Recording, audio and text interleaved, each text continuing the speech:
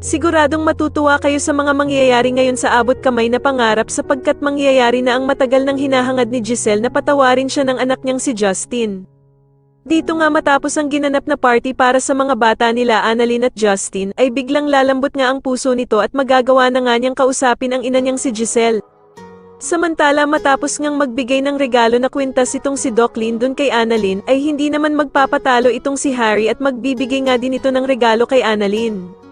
Matapos nga ang naging performance nila Annalyn at Justin ay masusupresa itong si Annalyn dahil nga sa gagawing surprise message ni Harry habang nakasuot ito ng Santa Claus.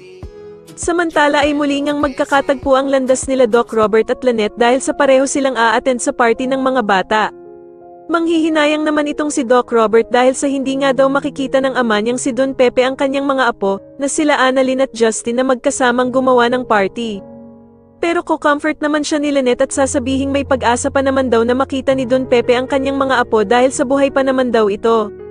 Subalit mukhang nawawala na nga ng pag-asa itong si Doc Robert at sasagutin niya nga si Lynette na kung paano nga daw kung hindi na daw tuluyang magising ang ama niyang si Don Pepe.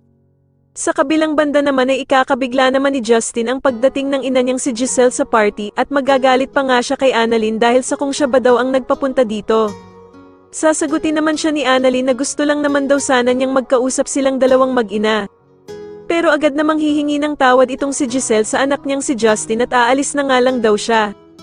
At dito nga habang papaalis si Giselle ay agad naman siyang pipigilan ni Justin at mukhang lalambot na nga ng tuluyan ang puso nito. Sa tingin niyo tuluyan na nga kayang magkasundo sila Giselle at ang anak nitong si Justin?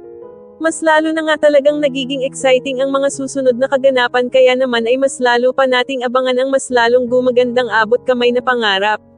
Maraming salamat po sa inyong panonood at sana po ay masubscribe niyo ako.